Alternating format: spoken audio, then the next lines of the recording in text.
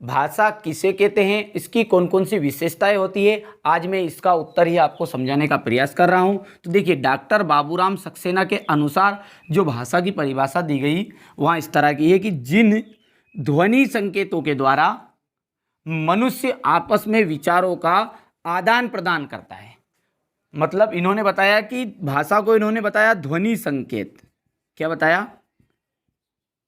ध्वनि संकेत। इसके द्वारा मनुष्य अपने विचारों को आदान प्रदान करता है और इसको ही उन्होंने समष्टि रूप से क्या कहा?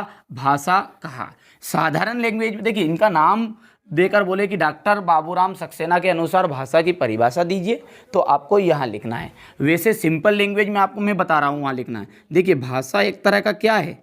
साधन है। भाषा एक तरह का क्या है? साधन है। इसके द्वारा मनुष्य अपने अंदर जो भाव आ रहे हैं,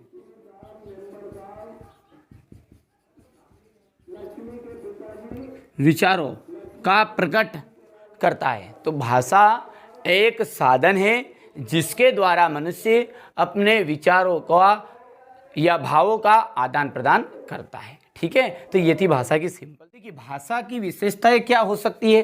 देखिए, भाषा जो है बहुत ही विस्तृत क्षेत्र में बोली जाती है। कुल मिलाकर देखिए, ध्यान से समझिएगा, भाषा, बोली, विभाषा, राष्ट्रभाषा, राजभाषा, ये सब क्या है? ये सब लैंग्वेज है, यानी बोलने का तरीका। तो जिसमें सबसे ज़्यादा जो तरीका यूज़ होगा उन सबको मिलाकर क्या बना दिया गया है? भाषा बना दिया गया है। ठीक है, तो इसका क्षेत्र किस तरह का आएगा? विस्तृत, बड़ा। ठीक है, भाषा औपचारिकता का प्रतीक है। औपचारिकता, औपचारिकता का मतलब होता है शिष्टाचार। किस तरह से? देखिए, यदि आपके घर कोई मिलने आया तो आप बोलेंगे, आइए, बैठिए, पानी लाऊं, मैं आपकी सेवा क्या कर सकता हूं। ये क्या है? शिष्टाचार है। ठीक है, तो भाषा जो है वहाँ औपचारिकता का प्रतीक है। भाषा में कई बोलियां सम्मिलित होती है। मैंने अभी बोला कि जो बड़े क्षेत्र में हो जाएगा वो जहाँ क्या बन जाएगा? भाषा।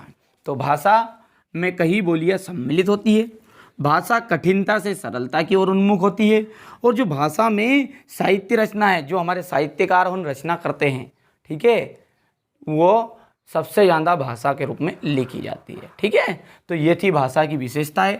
तो बहुत ही सिंपल भाषा में मैंने इनको समझाने का प्रयास भी किया है। तो आशा करता हूँ आपको यहाँ समझ में भी आ गई होगी। फिर भी कोई समस्या है तो बेझिझक कमेंट बॉक्स में कमेंट कर सकते हैं। और यदि अभी तक चैनल को सब्सक्राइब नहीं किया तो सब्सक्राइब जरूर करिएगा।